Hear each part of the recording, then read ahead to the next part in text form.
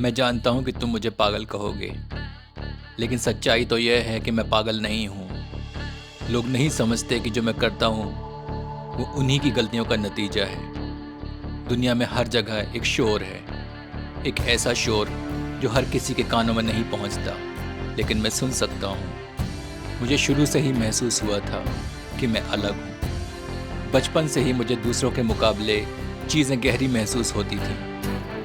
कोई चिल्लाता था तो मुझे लगता था कि उनकी चीखें मेरे दिमाग को चीर रही हैं। यह बहुत पहले शुरू हुआ था, जब मैं सिर्फ 9 साल का था। मुझे याद है, मेरे पिता ने एक दिन मेरी माँ पर हाथ उठाया था। उनकी चीखें पूरे घर में गूंज रही थीं, लेकिन मेरे कानों में वो किसी बड़े शोर की तरह धमक रही थीं। मेरे भीतर कुछ पिघल रहा था। मैंने उस दिन पहली बार एक अजीब संतोष महसूस किया। जब माँ की चीखें बंद हो गईं, तो मुझे शांति मिली। मुझे तब समझ नहीं आया था कि यह शांति कहाँ से आई थी, लेकिन अब मुझे सब पता है।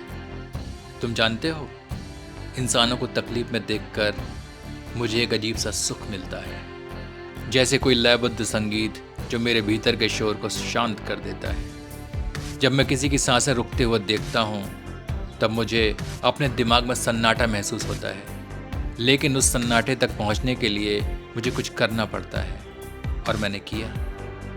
पहली बार जब मैंने मारा, वो एक हादसा नहीं था, वह मेरे लिए एक तरह का प्रयोग था। मैं जानना चाहता था कि क्या वही संतोष दोबारा मिल सकता है जो मैंने बचपन में महसूस किया था। मेरा पहला शिकार एक बेजान कुत्ता था। उसकी आंखों में जो बेबसी थी, उसने मुझे अजीब सा सुकून दिया।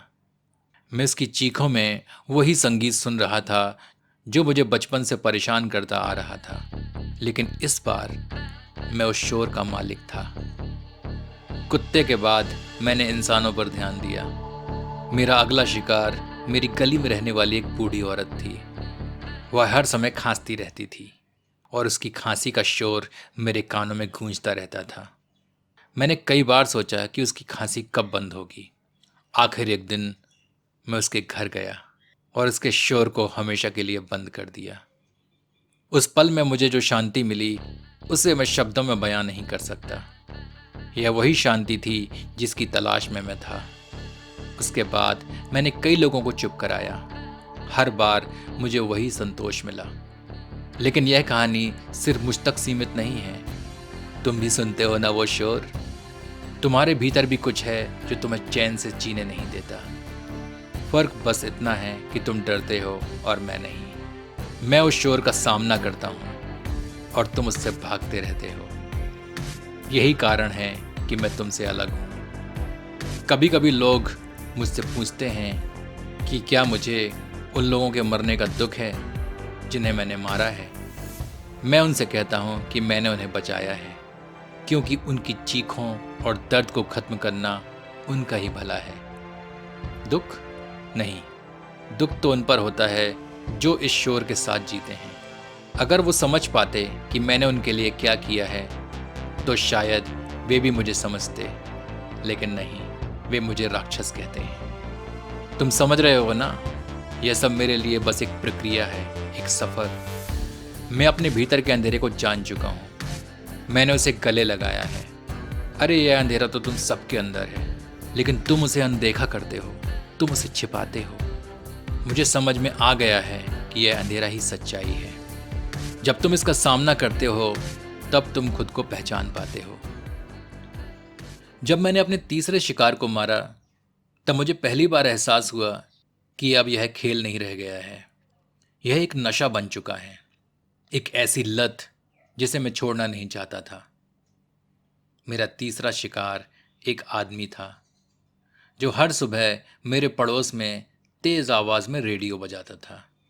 उसकी आवाज मेरे कानों में किसी हथौड़े की तरह वार करती थी। एक रात मैंने उसकी आवाज को हमेशा के लिए बंद कर दिया। रेडियो अब कभी नहीं बजा और मुझे वह सुकून मिल गया जिसकी मुझे तलाश थी। लोग कहते हैं कि मैं निर्दयी हूं, लेकिन मैं बस वही करता हूं जो मेरी अंतरात्मा मुझसे कहती है। क्या यह गलती है? मैं अपने शिकारों को बस उनकी आवाज़ों से मुक्ति दिलाता हूँ, और खुद को भी। पुलिस मेरे पीछे पड़ी है। वे सोचते हैं कि मुझे पकड़ लेंगे, पर क्या वो उस शोर को पकड़ सकते हैं जो मेरे भीतर गूंजता है? नहीं, वे कभी समझ नहीं पाएंगे कि यह सिर्फ हत्याएं नहीं हैं, यह मेरे और उस शोर के बीच का युद्ध है। हर हत्या के बाद मुझे थोड़ी और शांति मिलती है, लेकिन वह सन्नाटा कुछ और देर रहता है। फिर वह शोर लौट आता है और मुझे फिर किसी और को चुप कराना पड़ता है। मैं जानता हूं कि मेरा अंत होगा, लेकिन तब तक मैं अपने भीतर के अंधेरे के साथ जिंदा हूं। शायद यही मेरी नियति है। शायद मैं इस दुनिया में उस शोर को खत्म करने आया हूं जो तुम सबको अंधा कर रहा है। तुम लोग इसे अपराध कहते हो, पर मैं इसे मुक्ति कहता हूं। अब तक मैंने 8 लोगों को मारा है, और हर बार मुझे लगता है कि मैं उस शोर के और करीब पहुंच गया हूं। शायद जब मैं 10 शिकार पूरे कर लूंगा तब मुझे पूरी शांति मिल जाएगी। शायद तब वो शोर हमेशा के लिए बंद हो जाएगा। पर तुम्हें बता दूं, मैं इस यात्रा का आनंद ले रहा हूं। हर नया शिकार मुझे और करीब लाता है उस शांति के, और अब मुझे कोई नहीं रोक सकता। तुम सोच रहे होगे कि मैं आखिर ऐसा क्यों कर रहा हूं। मुझे खुद समझ नहीं आता था, पर अब सब साफ है। यह बस एक खेल है, एक ऐसा खेल जिसमें सिर्फ मैं और वह शोर हैं। और जब तक यह खेल चलेगा, मैं उसे जीतने के लिए खेलता रहूंगा। अब मुझे तुम्हारी भी आवाजें सुनाई देने लगी हैं। क्या तुम भी उस शोर को सुन रहे हो? क्या तुम्हें भी लगता है कि उस दुनिया में सब कुछ खत्म हो जाना चाहिए? क्योंकि अगर हाँ, तो शायद तुम भी मेरी तरह हो। शायद तुम भी समझते हो कि इस शोर से छुटकारा पाने का एक ही रास्ता है। पर याद रखना, यह रास्ता आसान नहीं है। यह अंधेरा गहरा है, और जब तुम इसमें एक बार उतर जाओ तो फिर लौटना मुश्किल है। मेरी कहानी का अंत नहीं है, क्योंकि मैं अभी भी इस शोर से लड़ रहा हूं।